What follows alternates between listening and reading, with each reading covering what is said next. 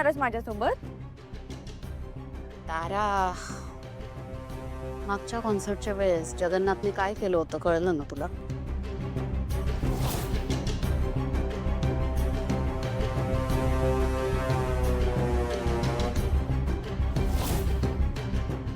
जगन्नाथने almost आपलं भांडच फोडलं होतं. तुझं गाणं सुरू असताना जगन्नाथ नक्की काहीतरी गडबड करण्याचा प्रयत्न करेल. आणि यू नेव्हर नो, कदाचित तो तुला आणि मला एकत्र येऊ देणार नाही कॉन्सर्टमध्ये. तो काहीही करू शकतो तारा. त्यामुळे मला आता कुठलाच चान्स नाही घ्यायचा आहे. तू एक काम कर, तू आधी या गाडीतनं जा, मी येते ना मागून. पण यावेळेस आपल्या कॉन्सर्टचा सगळा सेटअप हा खूप वेगळा आहे. तुला कळतंय ना, हे नेहमीसारखं नसणार आहे.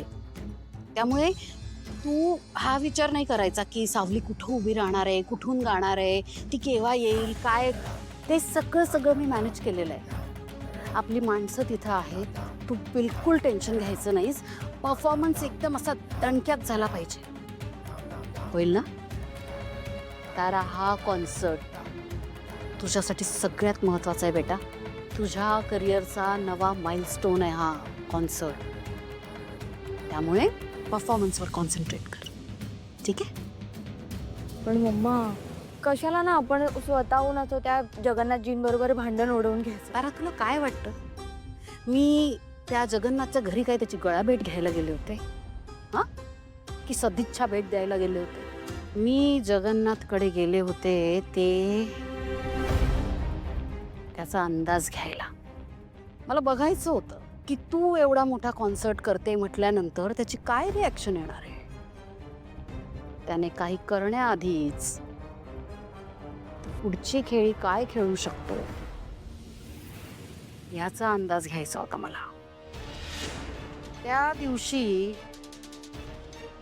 तो गप्प होता, शांत होता, पण त्याच्या डोळ्यात ना मला स्पष्ट दिसत होतं ही शांतता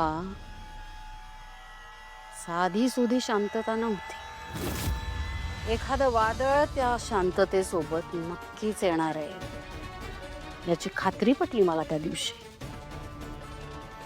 आणि तारा, कसं आहे बाळा, आपलं हे सगळं साम्राज्य ना मोठ्या कष्टाने उभं केलंय मी. ते मी असं ढळू देणार नाही. तेही असा या जगन्नाथ सारख्या ऐऱ्यागैऱ्यांच्या हातून. भैरवी वजई बेटा, या जगातनं सगळं दिसतं तेवढं साधंच. तारा मॅम, आज प्रेमाचा दिवस आहे. नेहमी भावगीत भजन गाताना बघितलं तुम्हाला. आज तुम्ही कोणतं गाणं गाणार आहात? ते तुम्ही ना सगळं लाईव्हच ऐकाल आज. ऑफकोर्स मॅम, यावेळी तुम्ही नक्कीच प्रेमगीत गाणार. त्याबद्दल एक्सायटेड असाल ना? खूप एक्साइटेड आहे. बोल रे. अहो जगन्नाथजी, तारा एकटीच आली आहे. भैरवी कुठे दिसत नाही. बघितलंय मी. तू तारावर लक्ष ठेव, काही गडबड होऊ देऊ नको. चालेल. तारा मॅम, तुम्ही तुमच्या गाण्याच्या 2 ओळी गाल का प्लीज? That's a surprise.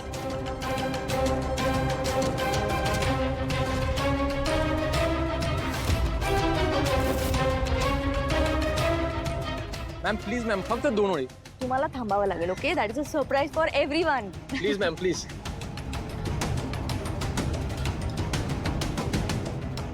लेकीला एकटीलाच पाठवलंस? बर, पण काळजी करू नको, याचंही नियोजन मी करून ठेवलेलं आहे. तुम्हा माय लेकींवर बारीक लक्ष आहे माझं.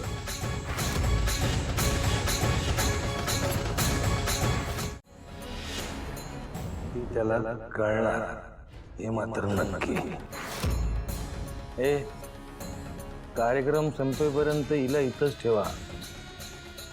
कार्यक्रम संपला की ज्या कुठेतरी खोल जंगलात सोडून जाईल उडत ही गाणं कोकिळा.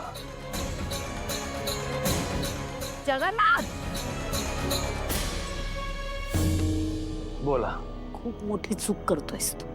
मला हे असं इथं अडकवणं फार मोठी चूक करतोयस तू. तुला सांगितलं होतं ना मी. काय सांगितलं होतं मी तुला? माझ्या आणि माझ्या लेकीच्या मार्गात आडवा येऊ नकोस, नाहीतर काय करेन मी, आयुष्यातनं उठवीन मी तुला. सांगितलं होतं ना तुला, चूक केलीस रे. खपलास तू जगन्नाथ.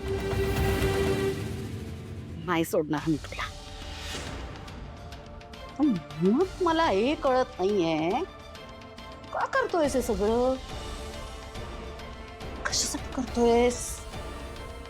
काय हेतू काय तुझा? काय हवंय तुला? पैसा हवाय, पैसा. हा बरोबर. या जगात प्रत्येक वस्तूची किंमत असते. तुझी असेलच ना? असेल ना? बोल, किती पैसे घेशील? किती पैसा तुझ्या नरड्यात घातला म्हणजे माझ्या लेकीच्या करिअरच्या मार्गातनं बाजूला होशील तू? किती देशील?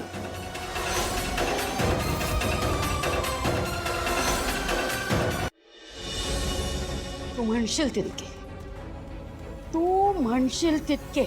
इतके की दोन्ही हातांनी उधळलेस ना, आयुष्यभर संपणार नाहीत इतके पैसे देईन मी तुला. त्याचे दुप्पट तुला देतो.